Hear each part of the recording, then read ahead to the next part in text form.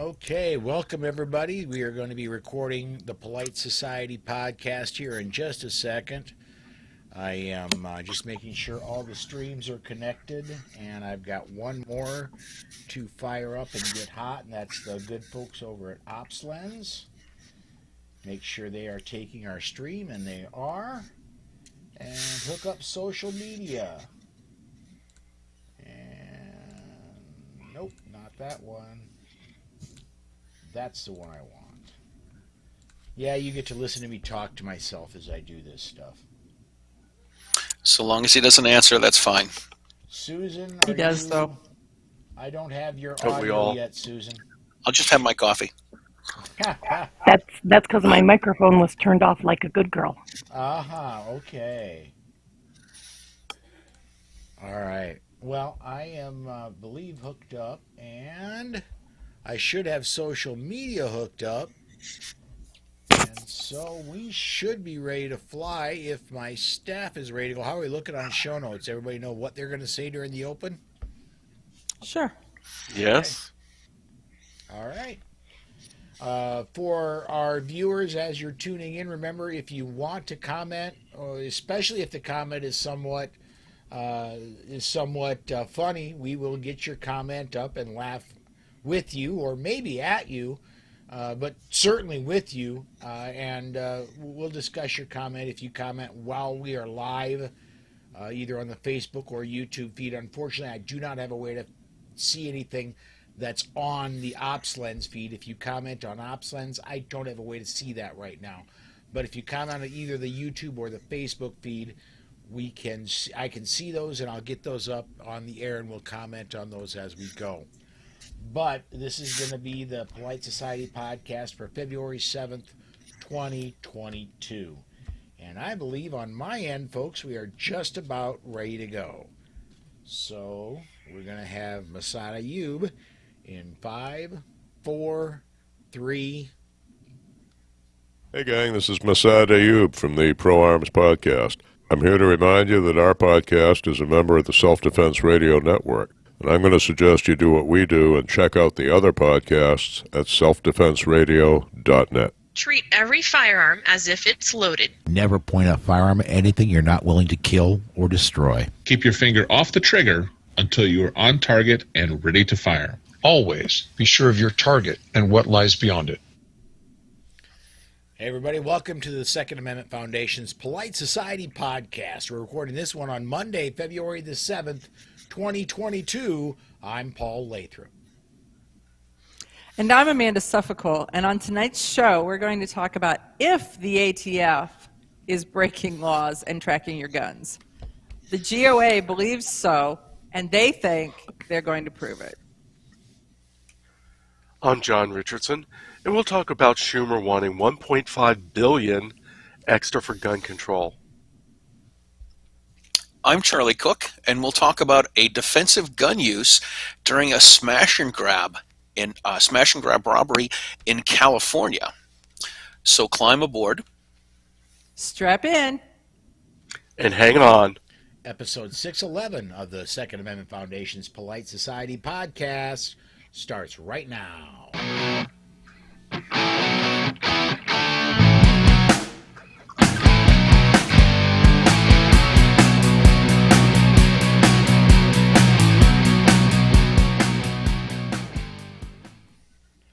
All right, it's Monday night. It is 6 p.m. Central Time in the only time zone that matters, but that means it's time for the Polite Society podcast. Our team tonight, of course, Amanda, John, and Charlie. Susan, you will hear from, but she doesn't want to be on camera, but she's in the other room. Starting our normal rotation. Amanda, since the last time you've been on Polite Society, what have you been up to? Okay, so, I came home from a shot to sub-zero temperatures, and now, since then, we've had about 35 inches of snow. So not a lot of going to the range because you just can't get there. But I did get my cannon barrel, so I'm going to spend some time in the garage figuring out how to put wheels on the thing, and I'm all excited about that. So, John, what about you? Well, after I finally got the shot, we were delayed by almost 3 days getting there. I came home and I didn't get either COVID or the SHOT Show crud as a result of going to Las Vegas. I did get a cold, but that's pretty much over. I will admit I didn't see much in the way of product at SHOT, but I did see a lot of old friends in the 2A community, and that was really much better. I also did the Safari Club International Convention, which was great. Talked to outfitters around the world, drooled over $100,000 rifles, custom made, and missed all 16 of the anti-hunting protesters. Oh, 16 So- of them, huh? Well, that's what I counted in their picture. So that's what I saw. How about you, Charlie? How can you miss them if they don't go away? You know what I mean? I saw their rolling billboard, and that was about it. Okay, well, that's good. Gun classes for me have been pretty slow, and maybe it's the cold, maybe it's the weather, maybe it's just the time of year. But this weekend I've got a couple of classes coming up. As Rob likes to say, I have been carrying every day. And last week my pocket knife disappeared, and I may have freaked out a little bit, and I finally came to terms with the fact that I lost a pocket knife, and it's not a crazy knife, it's not a Spyderco, it's not something that's, an Emerson knife or anything like that. It's just something that's super cheap, and I call it my violin tape cutter because I may take it to school. And this weekend when I was doing some cleaning, I found the knife underneath the foot of my bed, which felt like a victory because I knew, it's one of those things you feel in your pocket every day, and when you don't feel it, you freak out a little bit, and then you say, where did I have it last? Did I feel it in my pocket yesterday? And I knew I felt it the day before, but it wasn't in my pocket when I got up the next morning. So I'm glad to finally have this pocket knife back. Paul and Susan, what's been shaking with you guys? Well, Susan, you're getting ready on Saturday. You're starting a road trip, and on Friday, I'm flying out to join you. Yes. So Saturday, you're starting a road trip. The Friday following, I'm flying out to join you. Right. Saturday, the 12th, I'm leaving town with my mother. I'm driving her to Yuma, Arizona. And then Friday the 18th, you are flying down to Phoenix, and I'm going to meet you in Phoenix, and we are going to go to Cheryl Todd's 2A rally at the Phoenix Capitol. And you're not excited about that at all, are you? No, not in the least. Yeah, she's already got her bags packed, and we're still several days away. Hey, I like to be prepared. I don't want to forget nothing. Like some people I know. Oh, I remember the year that Paul had no pants. Exactly. Yep. It was beyond pants, let me tell you that. Did he have a gun? He had a gun. Yeah. That's all he had. What she's referring to, this was 4 years ago, Susan, is that right? 4 years ago. What we were doing, we thought we just had the world, we logistically, we thought we had the world licked. We thought we had the perfect solution. We were driving down to SHOT Show, and we were going to do a short, we were going to, a little bit in the car, a couple days in the car, so we packed a little bag that had both of our traveling clothes to SHOT Show, and then we packed big bags for each of us that had our SHOT Show clothes because we're going to spend a week down at SHOT Show. So we're about 2/3 of the way down there, and I'm going through the car. We're in the trunk of the car, and I'm going, where's my bag that has my SHOT Show clothes? And yeah, the bag that had my SHOT Show clothes was back at home in Sioux Falls. And we were in New Mexico at the time. Is that right, sweetheart? Yeah. So, We were just about to the New Mexico border. So going into Arizona, it was we called home, and our son, I said, Mike, look on the floor in the living room. Is there a bag that it looks like a duffel bag? It's blue, and he goes, yeah, it's sitting right here, Ma. Do you need it? And I'm like, yeah, it's a little too late now though. So we put out the plea to all of our friends and said, hey, if anybody has T-shirts or anything, Paul will be a walking billboard for the week. Mm-hmm. Bring me what you got. Who's got some extra pants? Exactly. I did have to buy him underwear and socks and pants, but we got a whole bunch of t-shirts out of the deal. Yeah, we did. We absolutely did. Oh my gosh. I've gotten a comment coming in. My microphone level is very low. Let me see if I can do yours some is adjustment. low, and then Susan's is feeding back you. Well, let me see if I can turn mine up. Turn mine up a little bit and see if that maybe peaks a little harder. There we go. Okay. I don't, because we are right next to each other. Susan is quite literally feet from me behind the green screen. And I don't know that there's anything I can do about my voice feeding through her microphone because I've got a voice, okay? He does.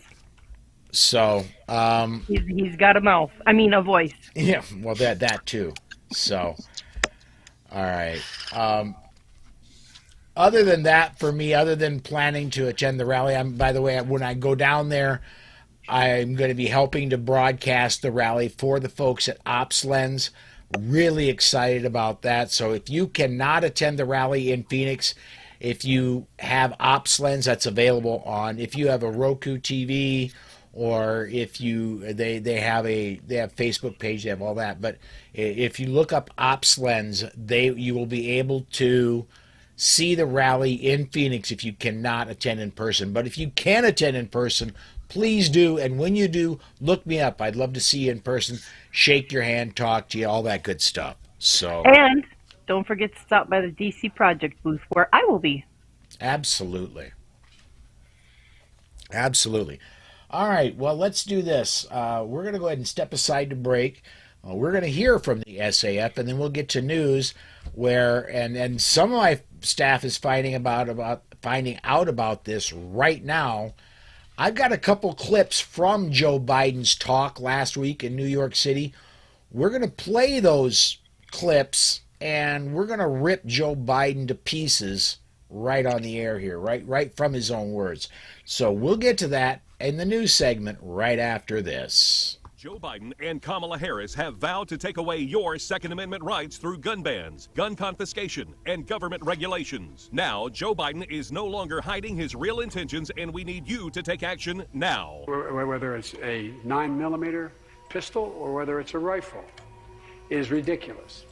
I'm continuing to push to eliminate the sale of those things. But the Biden administration is coming after your right to own any gun, and we need you to text PROTECT2A to 888-762-0221. Joe Biden has already issued executive orders. He is now demanding Congress push through radical gun legislation. You can fight back to stop Joe Biden's gun grab, but you must text PROTECT2A to 888-762-0221. Take action to protect your right to keep and bear arms. We urgently need millions of Americans to text PROTECT2A to 888-762-0221. Text PROTECT2A to 888-762-0221. All right, we are back. And for my staff here, I think I want to go straight into the Biden talk last week. I think that really is our biggest news story of the week. On Thursday, Biden gave this talk in New York City about what he envisioned for the nation to curb the gun violence that is plaguing our nation. And I've got two clips here that I want to play, and then we'll take time and I'll let each of you and I myself will respond to these. But here's the first clip. He is also a loss for the nation. You know, future's cut short by a man with a stolen Glock with 40 rounds. The magazine was 40 rounds. And it's really a weapon of war. One of the things I was proudest of years ago when I was in the Senate, I was able to get these weapons and the size of magazines outlawed. That got changed, got overruled, but I don't see any rationale why there should be such a weapon able to be purchased. It doesn't violate anybody's Second Amendment rights to deny that of it. All right. Who wants? I've done this twice, so it's not fair for me. John, I think I've seen you waving your hand. You want first crack at this? Sure. Working backwards, one, the Clinton assault weapons ban was not overruled. It sunsetted. Mm-hmm. It had a 10-year time period on it. And the author of the bill, Mr. Biden, signed off on that. And insofar as the firearm used, it was a Glock. It was stolen. The magazine that the murderer used actually held 50 rounds. However, it was already illegal in New York State. You can't have magazines greater than 10 rounds, and you can't put more than 7 rounds in them. So, murder's illegal. The firearm was stolen. The guy was a criminal already and was a prohibited person. And he had an illegal magazine. I mean, everything was illegal. How many more laws can you pass to stop evil? You can't. Yeah, absolutely. I think those are very, very good points, John. And I just want to say that I don't own one of those evil weapons of war. Right? I don't either. I own several. I don't own one. I own several. I don't even own one that starts with a G. They just don't fit my hand right. But it isn't because I'm opposed to them. They just don't fit me right. I'm with Amanda. But it's the weapons of war statement that it's like, well, it's really, because Glocks really have an amazing marketing plan that they are more of the weapon of police, because that's where they did their marketing and everybody wanted to be like their local police. And that's why Charlie carries one, because he wants to be like the coppers. No, that's why he carries a 38 snubby. Contraire mon frere, I carry a 38 snub revolver, baby. I have a Glock.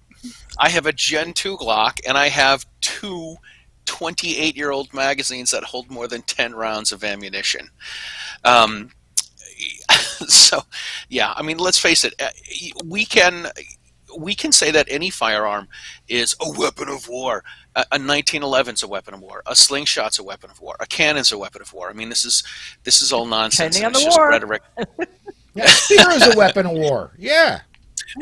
Absolutely. Bows and arrows are weapons of war. So, this is just pandering to the anti-gun folks and the people that just want to get their knickers in a twist. The thing that got me, John did a great job covering everything. Amanda did as well. The thing that got me at the end was when he said, you don't have to have one of these, and it's not denying your Second Amendment right.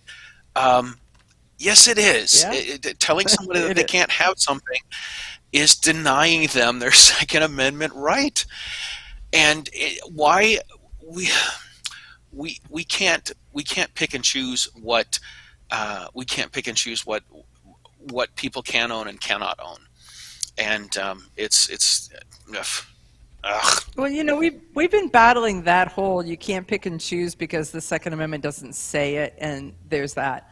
And we keep leaning back to say, the First Amendment, these are how the First Amendment works, and you don't have a problem with it. Well, now with this whole Joe Rogan thing, obviously they do have a problem with, now they want to modify the First Amendment, then they want to modify the Second Amendment, and then pretty soon they're going to house troops in your apartment. Yeah, absolutely. I want to get a couple comments in here. As long as they're splitting the rent, I might be okay with that. Let me get a couple comments in here quick. Lisa says, Biden will never blame the criminals. Well, you're right on that. And Michael says, what do you expect when Joe Biden said this? If you want to protect yourself, get a double-barrel shotgun, have the shells, a 12-gauge shotgun, and I promise you, as I told my wife, we live in an area that's wooded and somewhat secluded. I said, Jill, if there's ever a problem, just walk out on the balcony here, walk out, put that double-barrel shotgun, and fire 2 blasts. Yeah, disarm yourself. If you, I trust everyone's heard the Songify version of this. And fire 2 blasts. Have you guys heard this? No. I will send it. I will put it up on the Facebook afterwards. There's a very creative group. I don't know what they call themselves, but they took that speech and they turned it into a song. And it's buy a shotgun, buy a double barrel shotgun. You don't need an AR-15. You don't need 30 rounds. Buy a shotgun. And it's hysterical. Hysterical. There's a short version and a long version. I'll put the long version up so you guys can check it out. And as soon as that comment started in, I started hearing that song in my head. I told my wife, Jill, take the double barrel shotgun. Fire 2 blasts. Oh, it's great. Now, to me, when he says that, and when people repeat that, have you ever taken like a double-barreled shotgun and pulled both triggers at the same time? Unfortunately, yes. Right? Jill Biden is not the largest individual in the world. I can just imagine when she fires 2 blasts. So in my head, I see Jill Biden as a cartoon character, kind of like Daffy Duck, flying backwards through the air, hitting a tree, and her bill spinning around her head. Right? That's the picture that my head draws when she fires 2 blasts.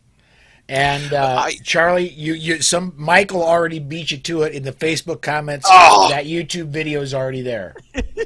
Awesome! You guys need to go back and check it out. Yeah, fire 2 blasts. So let's see. He tells his wife to grab the shotgun and to go outside of the house. Presumably, at some point, she's going to have to pass the guys that are in the house. So she's got to go from in the house to outside of the house to fire the 2 blasts to get the guys in the house out of the house. I mean, now she doesn't have any ammo in her gun because she fired 2 blasts. Right. Unless she takes the bandolero with her, and maybe she's got a whole slew of ammo. I don't. There are people that have used the Joe Biden defense, as I call it, and they get themselves in trouble for discharging a firearm in an unsafe direction. Yeah. Let me get this one up. Dana says, someday Charlie will move out of occupied territory. Yes. It's getting closer. It's getting closer, day by day. As I chisel the snow and ice off of my car, it gets closer. Hey, I've had 35 inches of snow. I don't know what you've had, but we are in a deluge. Completely unrelated. My neighbors put sand on the ice the other day, and I hate the beach. I hate sand, and I'm going to be bringing this crap into my house for the next 6 months. And I'm like, man, the ice is gone. The sand is still there. You know what? Be careful in the spring when you get the motorcycle out. That is the slipperiest stuff in the world when you get your motorcycle around it. I'm hoping we get a heavy rain to wash it away. It's going to need to be a very heavy rain. I'm telling you that. Let me get the second clip up here. This is later in Biden's talk, and this is the one that really got my blood boiling. Cisco. First, we want to crack down on the flow of firearms used to commit violence. That includes taking on and shutting down rogue gun dealers. It's about doing background checks. Okay, I'm going to pause it right there. And I'm gonna because I want to come in and I want to. At this point, I realized on Saturday, after I'd played this the second time, what he's talking about there, and I would bet a large amount of money on this. He's talking about banning the private sale of firearms throughout the nation. Rogue gun dealers means if I have a double-barreled shotgun. And I know that John over here is a really good guy. I know he's got a concealed carry permit, so he's a card-carrying good guy, passed background checks. I can't sell that to him. I can't sell it to Charlie. I can't sell it to Amanda. I've got to sell it to a gun dealer, and they can then sell it to whomever. He's talking there about banning the private sale of firearms is what he's talking about, rogue gun dealers. No, I take it at a whole different level. Here's what I take it as. I take it as all of these poor saps that own a gun shop that is somewhere on the edge of a community that is in distress. And so the guns are sold, some of them are stolen, some of them come through, and so now that gun is used in the commission of a crime. And at one point they were talking about a point system that if you sold guns and X number of guns were used in the commission of a crime, they would shut you down as the gun dealer, which means that any gun dealer that is on a perimeter to any of the inner cities, and guess what? They're the most underserved communities. They are, frankly, where you need a gun, and yet that's where crime happens. And that, so they will make this as you throw a stone in the pond, and it's this circle and circle. So they'll take out all the inner city gun shops, then they'll take out the next wave of them, and pretty soon everybody is going to be listed as a rogue elephant. So what you're saying is if you sell unknowingly to somebody who is a straw purchaser, and that person later gives the firearm to somebody who shouldn't have it, that your gun store is going to be the one that catches it. Well, that, or I sell it to mom homebody whose teenage kid steals it from her, or that someone else breaks into the house and takes it. And so even though it's stolen, used in the commission of a crime, it's still that once removed. Yes. So Paul and I just talked about a story on the Daily Bullet about somebody that got caught selling 27 guns, straw purchasing 27 guns with an FID card in Chicago. I know, Amanda's, you were following a story about a woman that sold hundreds of guns illegally? Yeah, I think it was 47 in 1 month. But yeah. 47 in 1 month, okay. So we already have laws against those rogue gun sellers. They can't be buying guns for people that can't own guns. We already have laws against that, and it still happens. So it's the whole, this is illegal, now it's going to be really illegal. This is double secret probation in Animal House. Yes. I mean, Doubly holy illegal. moly. But the issue with those, the straw purchasers, the in bulk, in mass straw purchasers, is that they really don't punish them badly. They don't punish them. So if that gun, if I'm a straw purchaser and I can buy guns and Charlie can't, and I buy them and give them to Charlie, and I buy them and give them to Charlie, and Charlie commits crimes, the straw purchaser should be culpable for the crimes that those guns commit when they're doing this bulk straw purchase sale. And they just slap their hand and tell them don't do it again. Yep. And in most cases, they don't even go to jail. They just go on probation. And that's a crock of cheese. Yes, it is. Yeah, Well, it's the thing is, the revolving door of justice. they don't want to prosecute the young, probably person of color, baby mama of the gang member because it's bad optics. They're beating up on a 22-year-old single mother. Yep. Who has a clean record. Had a clean record. Right. Yep. Let's get, and unfortunately we're gonna, when I moved the video out, it restarted the video, but we're gonna go ahead and re-rack this video, and because if you thought that was good, hang on, more a bigger whopper yet to come. Hang on to your hat. First, we want to crack down on the flow of firearms used to commit violence. That includes taking on and shutting down rogue gun dealers. It's about doing background checks, as well as outright selling, making sure that people who are not allowed to have a gun don't get the gun in the first place. And again, for any of the press listening, this doesn't violate anybody's Second Amendment right. There's no violation of a Second Amendment right. We talk like there's no amendment that's absolute. When the amendment was passed, it didn't say anybody can own a gun and any kind of gun and any kind of weapon. You couldn't buy a cannon when this amendment was passed. And so no reason why you should be able to buy certain assault weapons. But that's another issue. All right.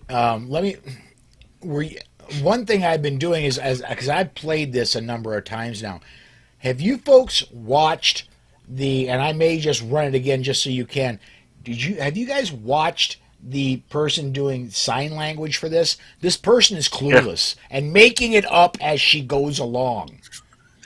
And then the facial expressions. Oh my goodness. And Amanda, can you own a cannon?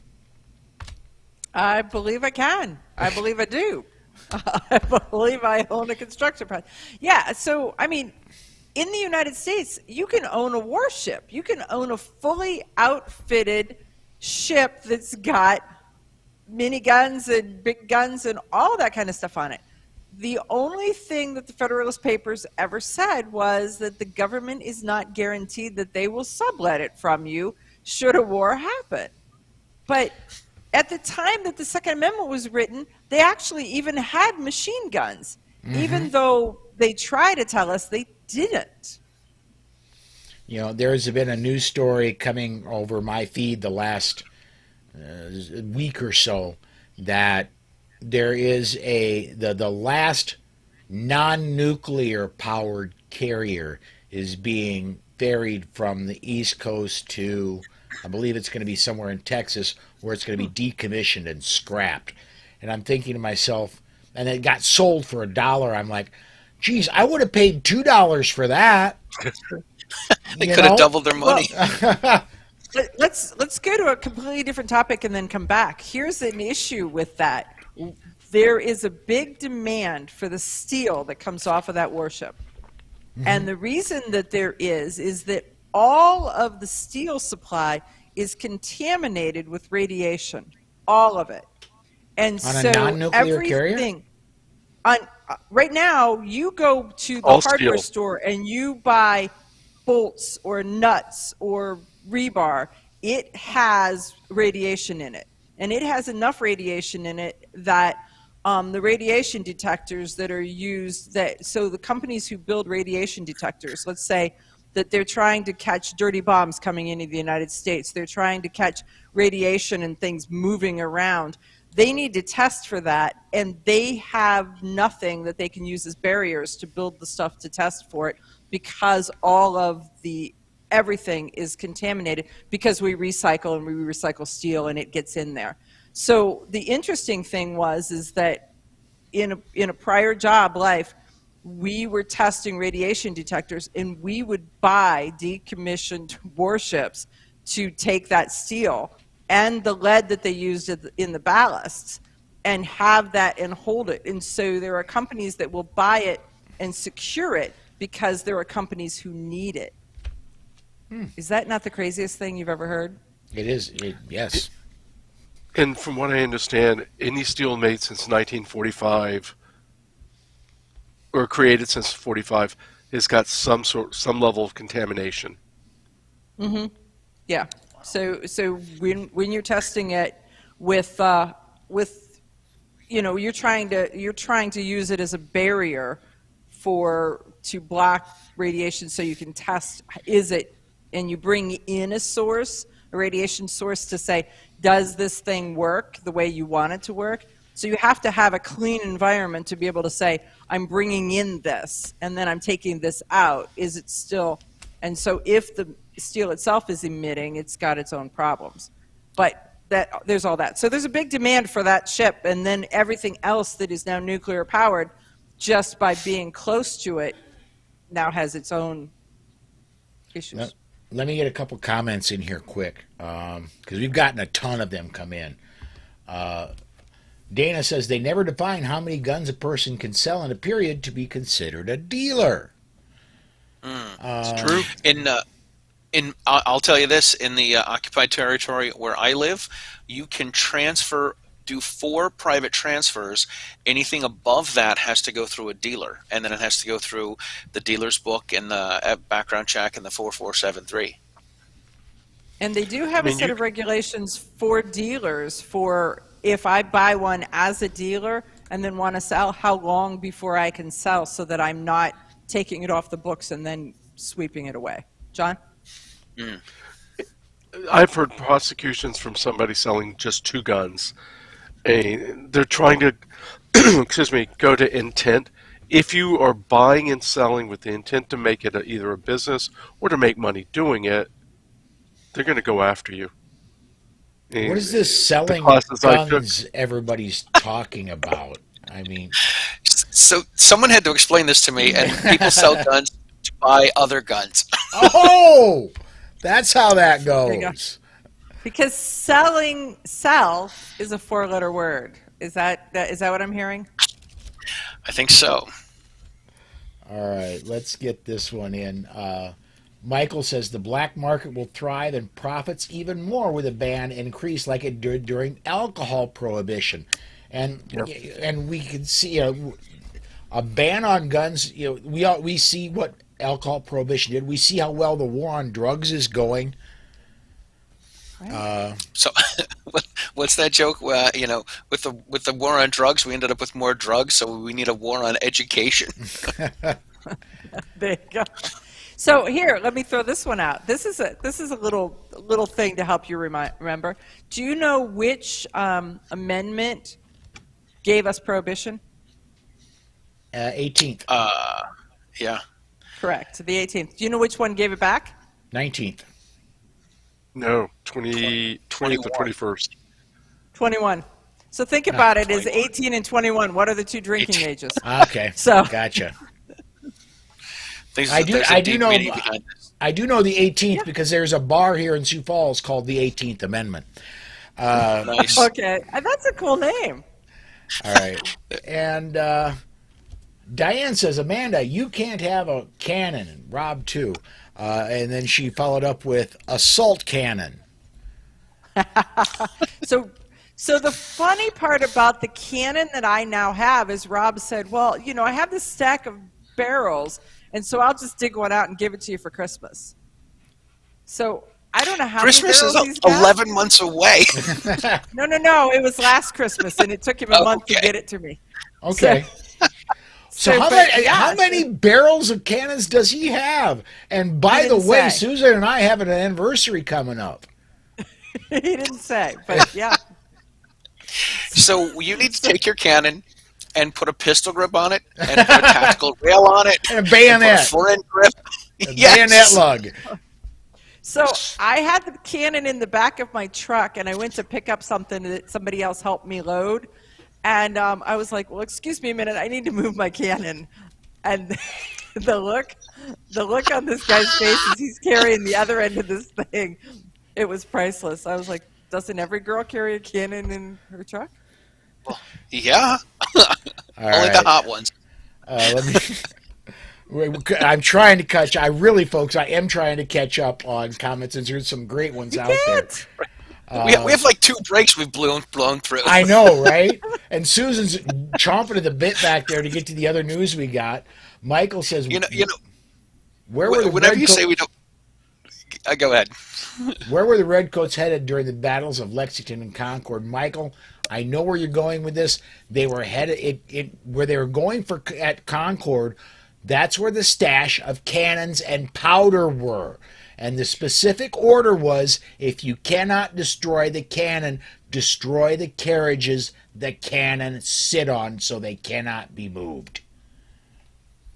So I guess they were going to Rob's house. Is that what you're saying? Pretty much. That's right. Right. With all this cannon talk and flamethrower talk, I feel completely left out. I really do. You can't own flamethrowers? We can, but I don't have $800 to have a flamethrower. So I need a friend that's got one because I want to do a gun gram with one.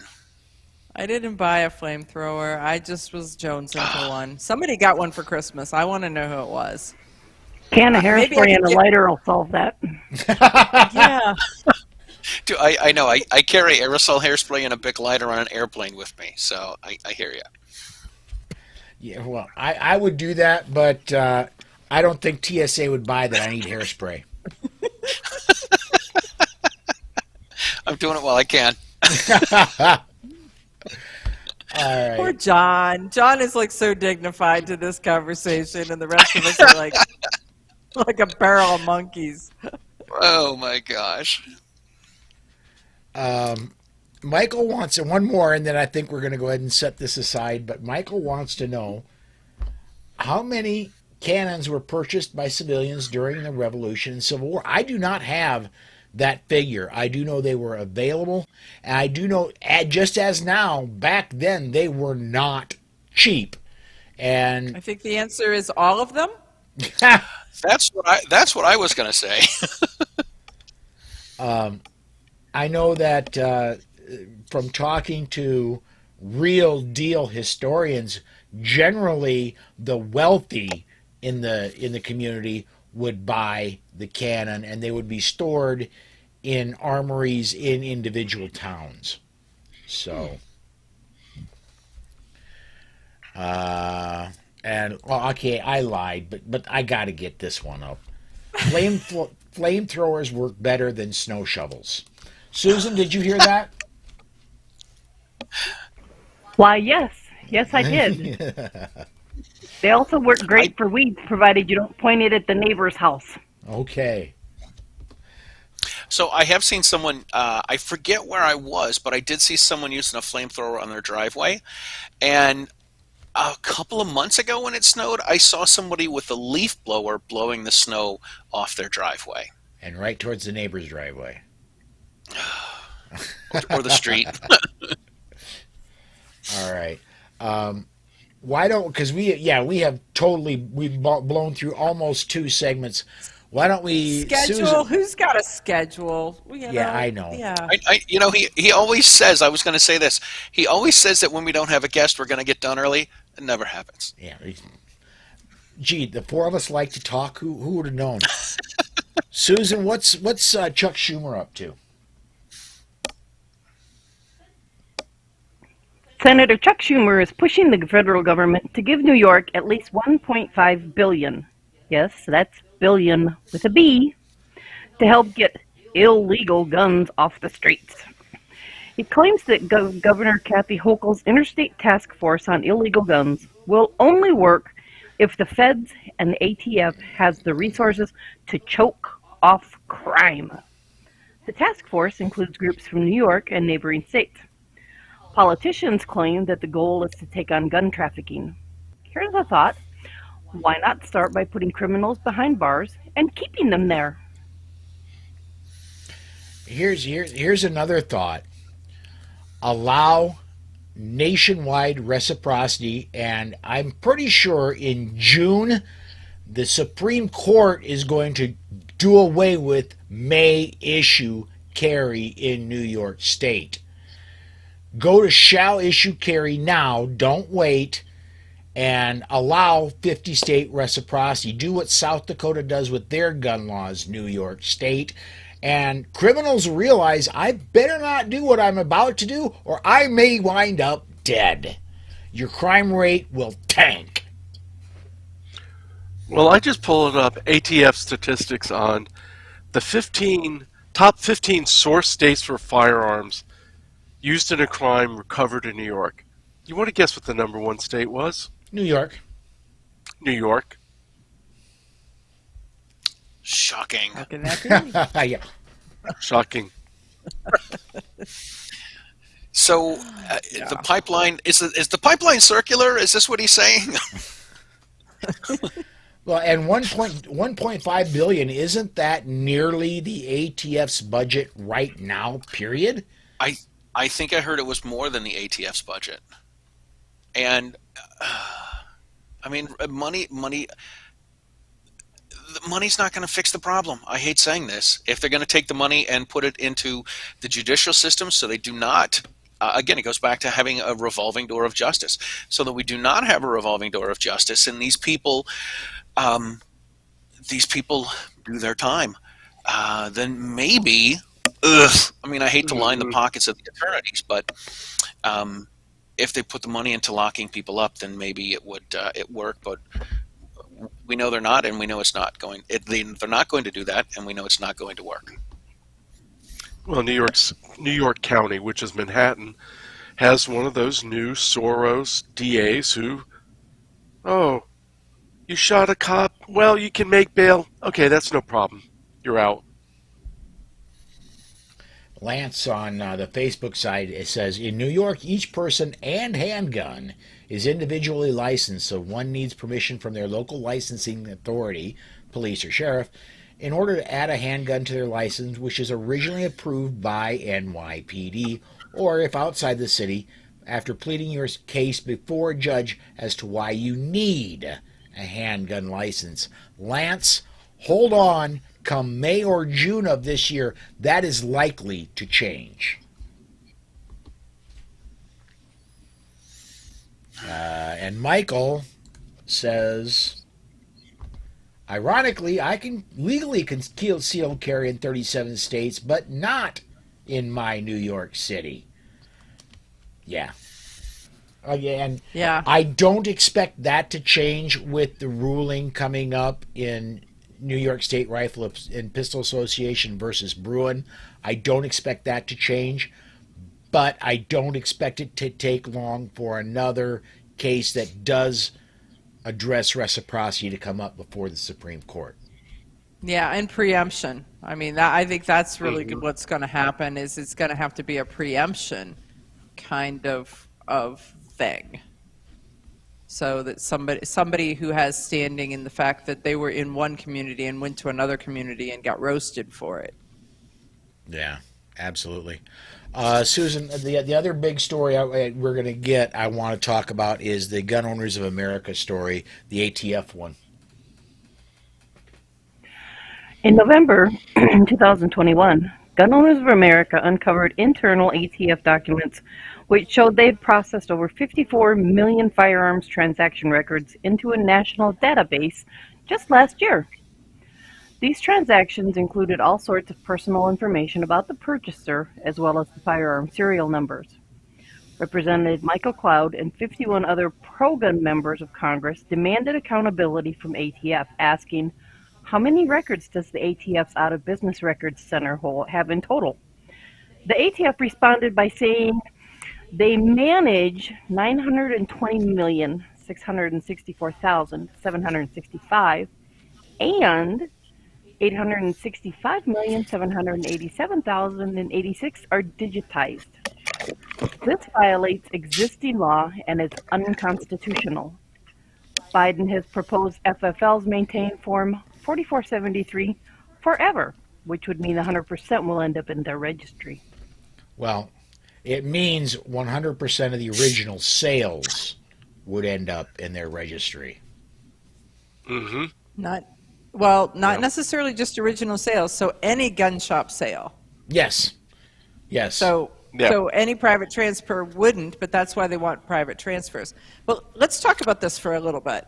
So first, and then John, correct me if I head off the rails a little bit.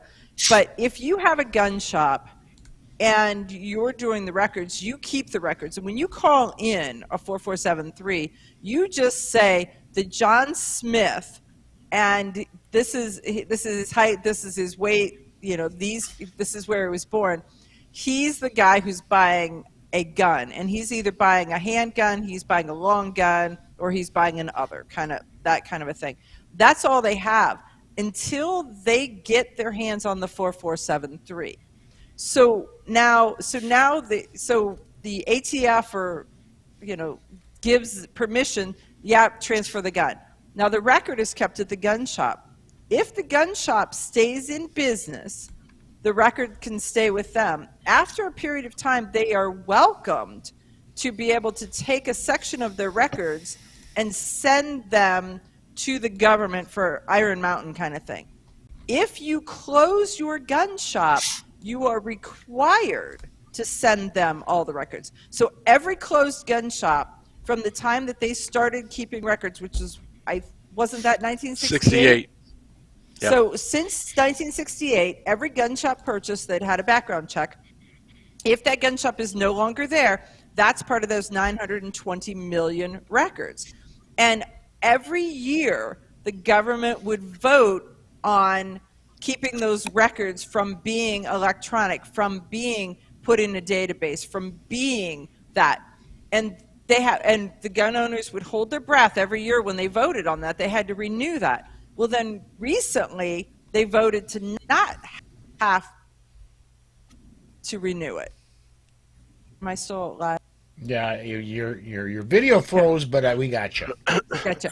Okay, so recently they voted to not have to, so that it was just permanent. So the fact that the ATF is doing this needs to be a punishable, arrestable offense, and that's the start of where I'm pissed off. John. Well, actually, dealers do not have to keep records that are more than 20 years old if they're still in business. And what Biden's proposal would be that they keep it forever. So then when they do close the shop or transfer their FFL to another dealer, all those records are then sent in. And if you look at, there's a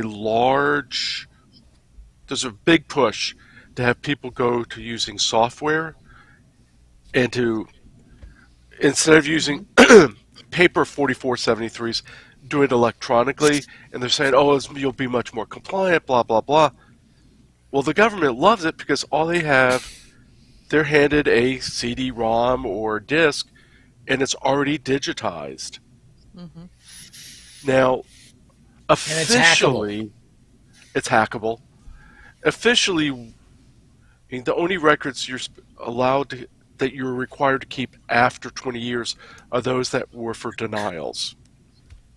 I mean, now, see, I'd like to see where that is, because I don't think that's not how our training was, and I know that somebody's out there writing that, but that one's the one that it needs more research, because I'm not buying that one.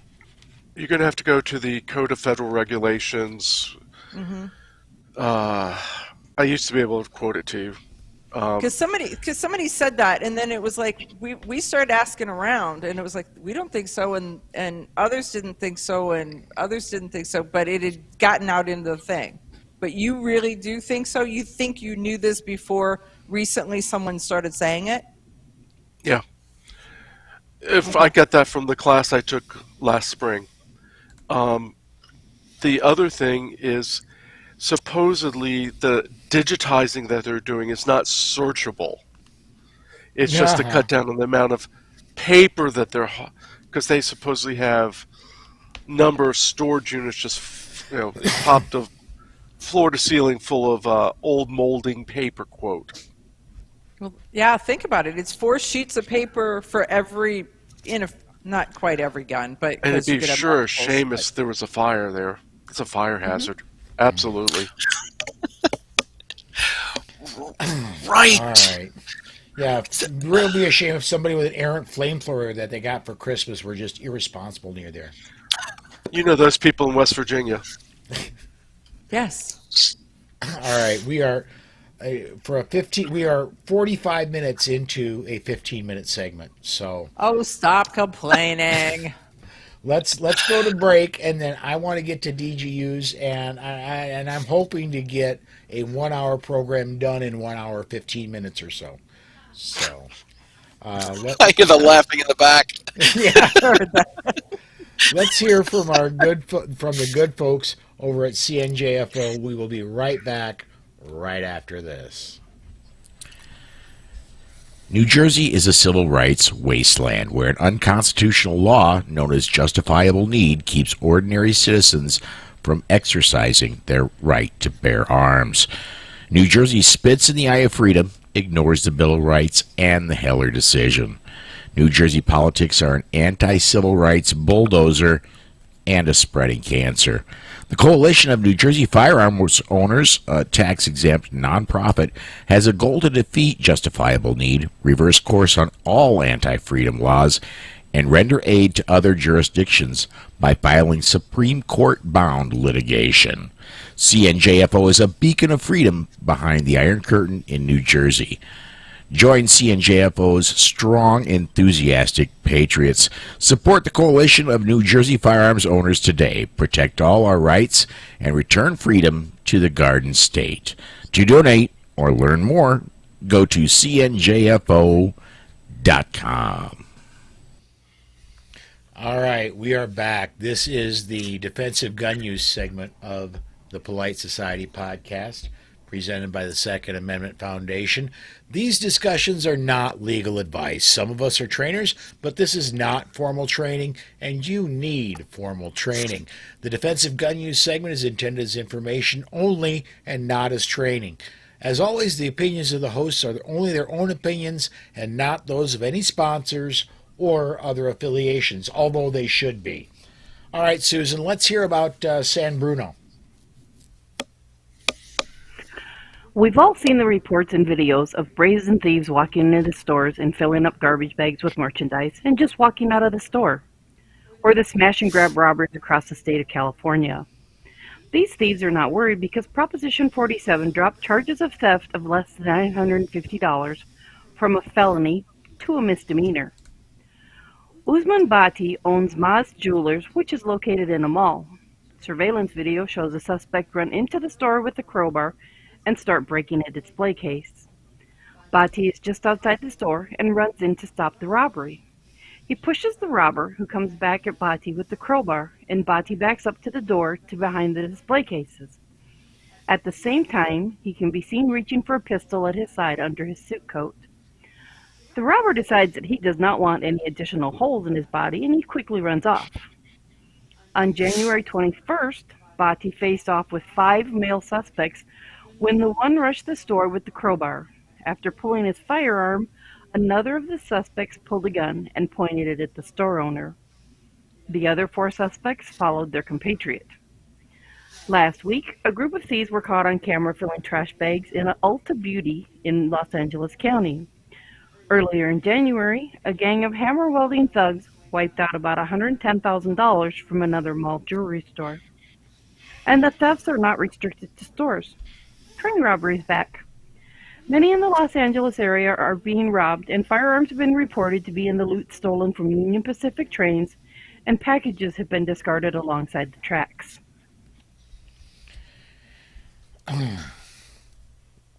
know, I was going to say when we were talking earlier about rogue dealers, I was going to mention that I had heard that trains had been robbed and gangs had targeted certain boxcars mainly because they knew that they had an inkling, shall we say, that there were firearms in it. And I've heard it's somewhere north of 100.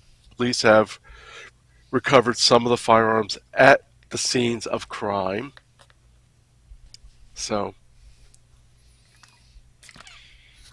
you know, it seems like people are watching Yellowstone and these old cowboy movies and taking it all seriously. Like, we're having train robberies again? Holy moly. I don't know. Have you guys seen the pictures of that train where they're slowing down to cross traffic and what the robberies look like? They're prying open like every second or third train car and just throwing everything out. So there's somebody inside pitching it out, and then people outside with knives just cutting everything open and taking what they want. And it is just absolutely littered, like you're walking, like a teenager's bedroom, like you're walking through stuff. You can't see the ground. Wow. Whatever happened to railway police? It's California. Did they take their guns away from them? And they're like, right.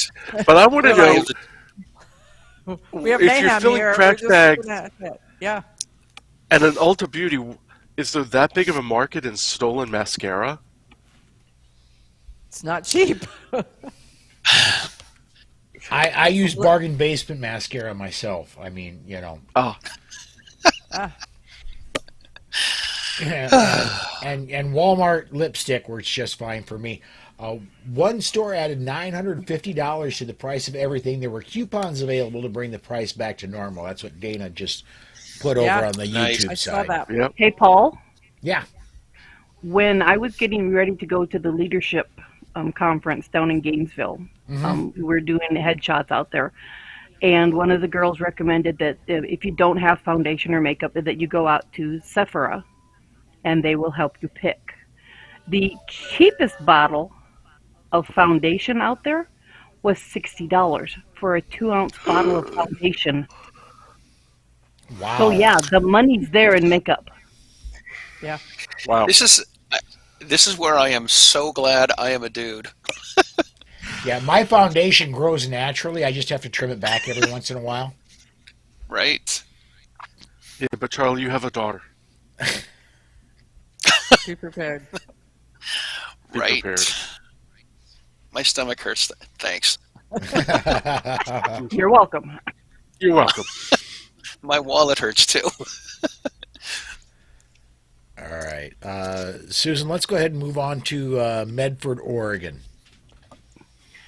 36-year-old D'Angela McCauley had come up to Medford from California to visit a family member who lived in one half of a duplex. A woman named Tina Zarate and her daughter, Janessa Cruz, lived on the other side and had become friends with McCauley and his family. Ms. Cruz had started dating a Mr. Scarlett, we'll call him, that's not his real name, in July. Zarate, Cruz, McCauley, Scarlett, and some of McCauley's family members had gone out to the bar on December 10th. None of those in the party said that there were any signs of any conflict between McCauley and Scarlett. McCauley had a few drinks, but the DA concluded there was no evidence that he was drunk. Scarlett and Cruz initially got into an argument, and he grabbed a bag from her and walked away. Neither rejoined the party, and eventually everyone went home. At about 4:30 a.m., Scarlett returned to start banging on Zarate's door and also ringing the doorbell. He appeared intoxicated on the Ring doorbell camera. Zarate did not wake up until she got a call from her daughter. She had taken her car keys to keep her from drunk driving, and Cruz wanted them back. She needed the keys because Scarlett was missing a bag with about $4,000, and he thought the bag was in her car. The calls continued, and the situation went downhill very quickly. Scarlett broke into her car and found nothing, so he accused Zarate of stealing it. He was described as going crazy over this bag. McCauley became concerned when the noise he heard was being done to his vehicle, so he walked over to inspect it. As he was standing at the back of his vehicle, he noticed the vehicle approaching him with no headlights on. The vehicle stopped, and Scarlett got out and approached him and got in his face. He kept one hand in his pocket at the same time. McCauley was accused of stealing the bag. He pulled his gun and put the barrel in Scarlett's chest and used his other hand to check the jacket pocket and felt what he thought was a firearm. McCauley tried to de-escalate and told the aggressor that he had seen Cruz walk off with it and described the bag. Because he knew what the bag looked like, well, that meant he stole it. Scarlett pulled a revolver from his pocket and said, "You know what time it is." McCauley fired first, and both got off shots. It was 3 revolver shots to 9 as McCauley moved into the street to get more space. 4 shots hit the target. Before 7 a.m., Medford police arrived, and despite life-saving measures, Scarlett was dead at the scene. McCauley approached the officer and admitted to being the shooter. He has a valid California carry permit. The decedent, on the other hand, had multiple arrests on his record. The DA concluded that Mr. McCauley stated he ultimately believed his use of deadly physical force against Mr. Brown was necessary to protect his life and possibly the lives of others at the duplex on this night. Ms. Zarate stated she also believed Mr. McCauley might have saved her life in being there when Mr. Brown arrived, as she believed that Mr. Brown was there to kill her. Ms. Cruz described Mr. McCauley as a family friend and that she knew him as a protector type. The shooting was determined to be self-defense. Wow. That was an involved one. The first comment I got to say is somehow Scarlett changed to Brown in the middle of the story. Yeah. But Well, yeah. so that's Scarlett was his first name and Brown is his last name. So Mr. Scarlett Brown is now dead on the scene because he made bad choices. Yeah. And alcohol was involved. Big shock there. And who's got the $4,000? I want to know. Yeah, inquiring minds, exactly. So it sounded like Scarlett had a bag that she supposedly took. Was he dealing drugs? Do you take $4,000 in a bag to a party? I'm lucky to have $10 in my wallet. Well, There you maybe go. more, but I don't have $4,000 or go to parties. yeah. I'm just gonna say I think it's a good guess. We'll just say. Well, I'm kind of amazed that Macaulay had a California carry permit. Okay, so for those of you who are on the podcast, the feedback just came up that says future names will include Plum, Mustard, and Peacock, in addition to Scarlet and Brown. So, and then a candlestick. Somebody's going to have a pipe and and the a library. candelabra. Yeah, exactly. I just want to say, Dana. So Dana Luford, he does the writing for us, and he does all the research. He is so key to making it easy for us to do this. Yes. And so I'm so grateful. Yes. And I'm not by any means am I making anything negative about Mr. Scarlett Brown, because doing this and trying to keep track of it is really hard work, and we appreciate you, Dana. For this one, Well, you know, really when need blood a dries, scorecard. it does look brown. All right. So when someone pulls a gun on you and you pull your gun out and you say, "You know what time it is?" It's go time. It's hammer time. It's. Wow. I think it's you've watched too many gangster movies time. Yes. Right. It is. It is. Can it be self-defense? If you're saying, okay, I'm going to take my gun, you take your gun, and let's take 10 paces and turn around and fire. Like it seems. I think that was said by Mr. Dead Scarlett Brown was the bad gangster statement. Ah, okay. He was watching Christmas Story 2, or no, Home Alone 2. I think he just made a plethora of very bad choices that culminated in this one. Yes. Absolutely. Well, let's do this. We are now what I was hoping to get an hour 7 minutes into what I was hoping was going to be a 1 hour show, but I want to get one more break in, and then I will come back. I've got a few more comments I want to get to, going back to the ATF comment, to the ATF story, because we've got a couple of very relevant comments that I want to go back to, and we'll close the show down. But hang on, everybody. We're going to hear from JPFO. We'll be right back right after this. In 1928, Germany required its citizens to register their firearms, making possible Hitler's 1938 Nazi Weapons Act, disarming all Jews. Now ask yourself, what is the real consequence of registration? All in favor of gun control, raise your right hand.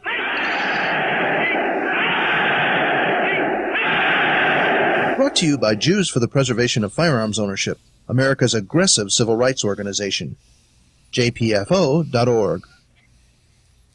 All right, welcome back. This is our final segment of the Polite Society podcast presented by the Second Amendment Foundation. I want to get a couple comments up here by John over on the Facebook side, going back to ATF and how long you have to retain records and all that. Now, to explain, my broadcast software only allows 250 characters. I think these comments are longer than that, so we'll get what we can get up. Licensees shall retain each ATF Form 4473 for a period of time not less than 20 years after the date of sale or disposition. Where a licensee has initiated a National Instant Background Check System check for a proposed firearms transaction, but the sale, delivery, or transfer of the firearm is not made The licensee shall record any transaction number on the Form 4473 and retain the Form 4473 for a period of not less than 5 years after the date of the next inquiry. And he gives the URL there, and then follows it up with a and this the federal government are such brilliant writers. I mean, just gives you rapt attention when you read this stuff. And then when an FFL discontinues business, the FFL must send their firearms transactions records to the National Tracing Center, NTC. Receives an average of 1.2 million out-of-business records per month and is the only repository for these records within the United States.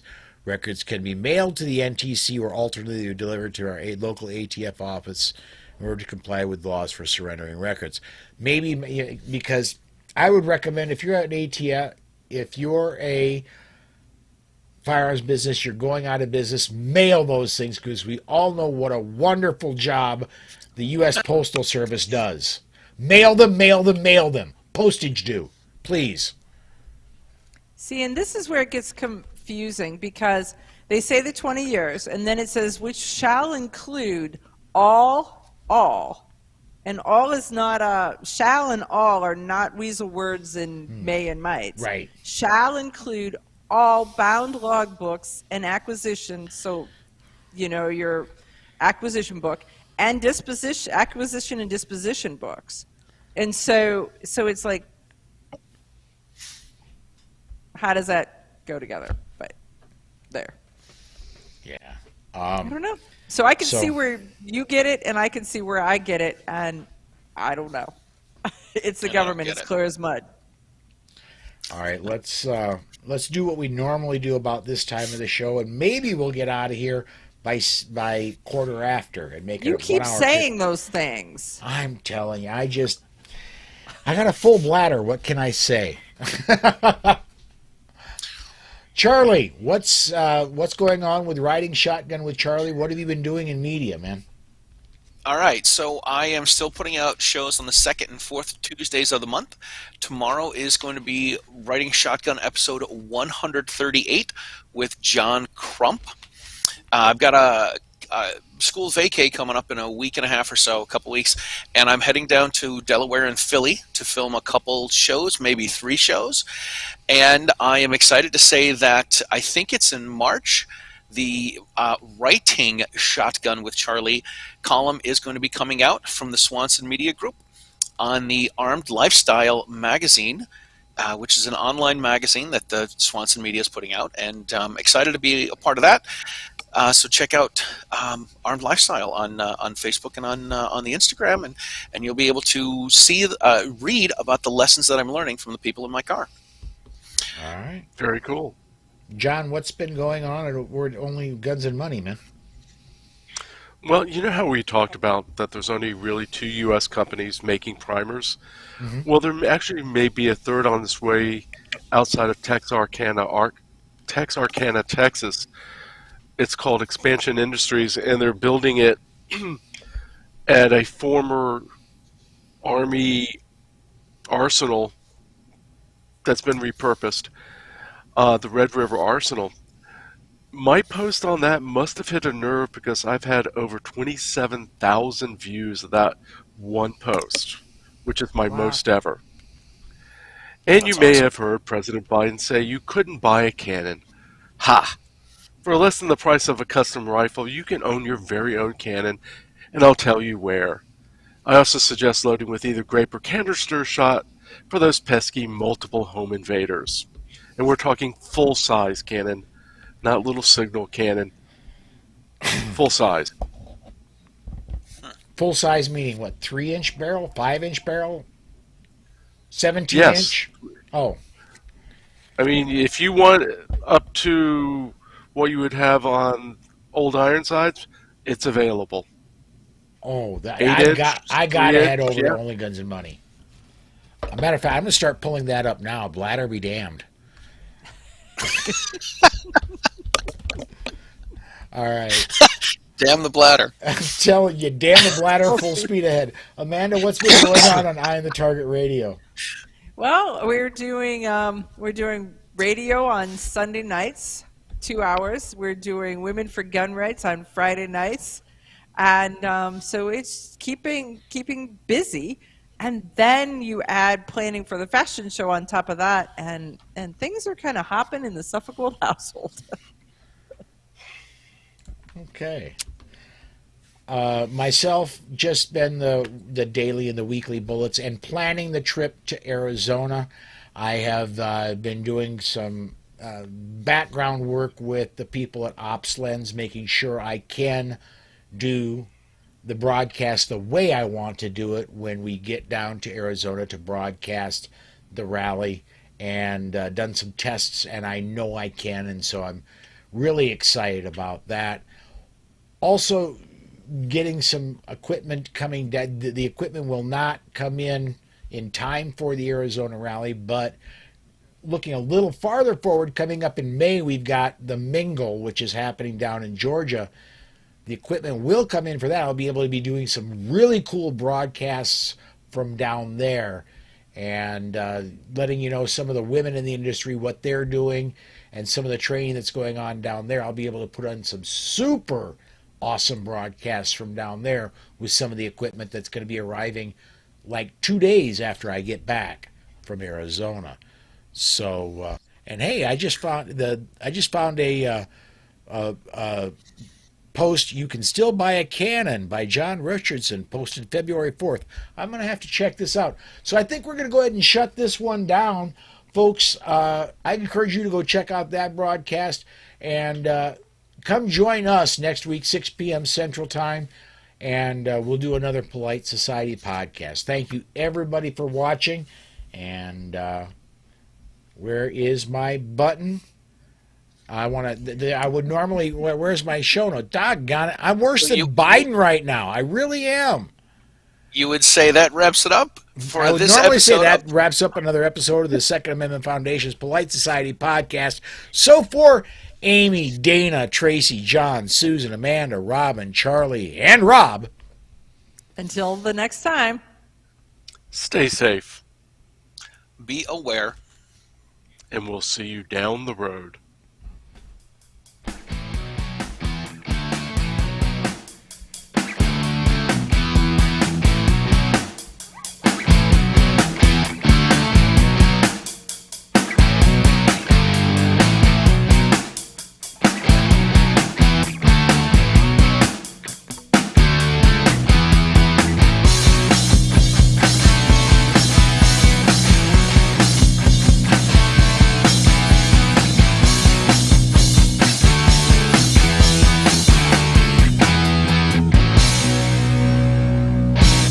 The views and opinions on the show you just heard are those of the host and the guest and are not necessarily the views of any sponsors or other affiliations. But hey, not everyone is as smart as we are. All right, I'm going to go ahead and shut the streams down, and holy cow, it's not for like $4,000 you can get one of these for the 3-inch gun. That's a lot less than I thought it would be. Wow. All right. We're going to go ahead and shut the streams down. And Dana, I want to get this one up here. Dana says, thanks, Amanda. Thank you, everybody, for watching, and we will see you all next week. Stream